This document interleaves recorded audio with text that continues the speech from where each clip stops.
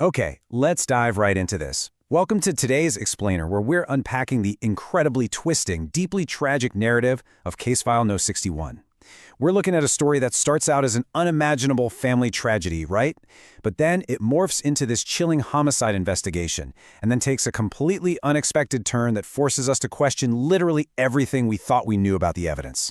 I mean, we've got one devastating death, two completely contradictory autopsy reports, and a grieving mother caught right in the center of the whole shebang. It's a complex puzzle for sure, and we're going to piece it all together right now. Let's plunge straight into the tension of the day this all unfolded. The date is February 14th, 2025. Abhyuday Jain returns home from her daily badminton game at exactly 6:19 p.m.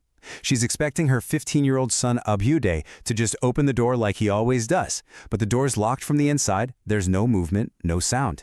For over an hour, she's standing there, knocking, calling out, assuming, he's just playing video games with his earphones blasted. But by 7:35 p.m., that frustration, it turns into deep panic. She calls her husband, Anupam, who's working away in Bhopal. He tells her, get a spare key from the landlord. So Alka gets the keys, struggles with the lock, and finally bursts inside. She frantically searches the living room, the kitchen, and then she opens the bathroom door. And what she finds inside is, without a doubt, a mother's absolute worst nightmare. Her son is gone. In the chaotic aftermath, as a grieving Alka rode in the ambulance and later sat at the hospital, she just kept repeating this one heart-wrenching phrase through her tears.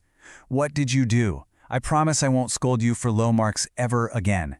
Now, at the time, to the police and the bystanders, this just seemed like the frantic, disorganized ramblings of a mother in deep shock.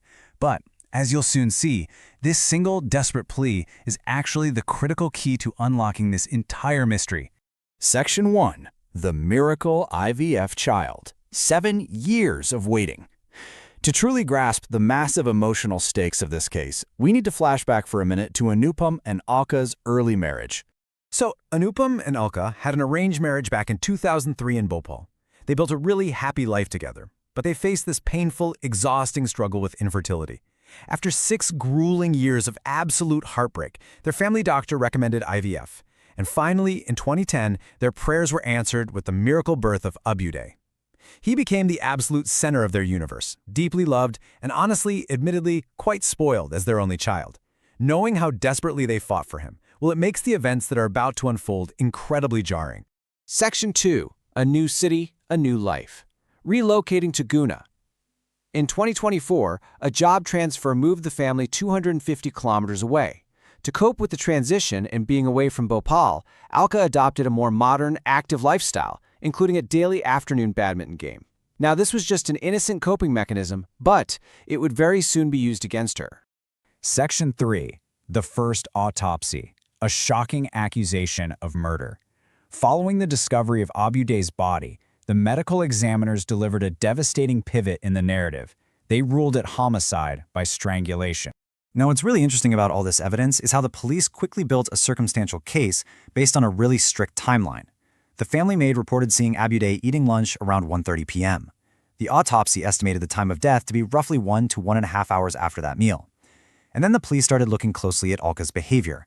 They wondered, why did she wait over an hour outside a locked door instead of, immediately breaking it down if she suspected something was wrong? On top of that, crime scene investigators found cut pieces of clothing in the bathroom, 2 pieces of a dupatta or a scarf, and 3 pieces of leggings. So a theory was forming. Alka was the only one home with him during that crucial window. But listen, every murder theory needs a motive, right? And the police proposed a highly personal one, a clash of lifestyles. By talking to neighbors and family friends, the police took note of Alka's modern lifestyle in Guna. They theorized that 15-year-old Abhyuday deeply resented his mother's modern clothes, her late nights, her active social life. According to this theory, this generational and cultural clash led to frequent, violent arguments between the mother and son, basically providing the spark for a deadly confrontation. The timeline moves incredibly aggressively from here. On February 14th, Abhyuday dies. Just 8 days later, on February 22nd, the police officially file the case as a murder. And then on March 8th, the unthinkable happens. Abhyuday Jain is formally arrested for the murder of her own son. The bitter irony here is almost too much to comprehend. I mean, a mother who spent 7 years praying, visiting doctors, and crying for a child is now locked in a jail cell accused of violently ending his life. Section 4. The SIT reinvestigation. A husband's fight for the truth. Absolutely refusing to believe his wife was a killer, Anupam fought relentlessly. He actually took his appeals all the way up to the Prime Minister's office in Delhi. And this pressure? It worked. It resulted in a Special Investigation Team, or SIT, taking over the case. The SIT's very first move was to order a second medical review at Gandhi Medical College. And the result was a shocking contradiction. The new medical legal report concluded the cause of death was actually not strangulation, but partial hanging. According to these medical experts, this was a suicide. So suddenly we have two dueling autopsies completely at odds with one another.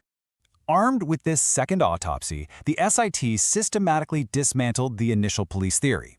First up, Alka's phone records prove that after she returned home, she was constantly on the phone. There was only this tiny 20-minute window where she wasn't on a call. The SIT concluded, quite logically, that 20 minutes is simply not enough time to murder someone and perfectly stage a suicide scene. Second, and honestly most importantly, the main door was locked from the inside, and the keys to the house, they were found sitting on a table inside the apartment. Alka literally couldn't have committed the crime and locked the door behind her on her way out to play badminton. Abhyuday had locked the door himself. Section 5. The tragic truth. Looking for answers in the classroom. With Alka completely cleared by the physical evidence, the SIT had to ask, why would a 15-year-old boy take his own life? The narrative shifts entirely here, straight to his school life. 28. So the crucial point is 28 is the score Abhyuday received out of 80 in his Hindi exam. He was an average student, but he was far more interested in his mobile phone and video games than his textbooks. And as he entered the 8th grade, his distraction completely peaked and his grades just plummeted. The fatal pressure had been building for a while. Abhyuday hadn't just scored low in Hindi, he'd actually failed 2 subjects entirely in Class 8. His teachers called his parents, warning them that his obsession with screens was, ruining his future. Naturally, Anupam and Alka were deeply concerned, and they were angry. They delivered a severe scolding. Alka, in particular, reprimanded him quite harshly. And this brings us right back to that quote from the hospital we talked about earlier. Abhyuday, in his teenage mindset, tragically misunderstood this intense parental concern and frustration as ultimate rejection. The SIT concluded that under the weight of this perceived failure and his mother's scolding, he made a permanent, absolutely devastating decision while she was out playing badminton. The SIT officially declared Alka innocent, and she currently awaits her release from jail. But the damage is already done, and it leaves us with this powerful dual question to really reflect on. As an innocent mother sits in a cell, we have to ask ourselves, are we pushing our children way too hard in the pursuit of academic success? And simultaneously, we must look at the system and ask, how easily does a rushed, flawed investigation destroy a family that is already drowning in grief? It's a really sobering reminder of the extreme dangers of both a rush to judgment and unyielding academic pressure. Thanks for joining me for this explainer. Keep questioning the evidence and keep learning.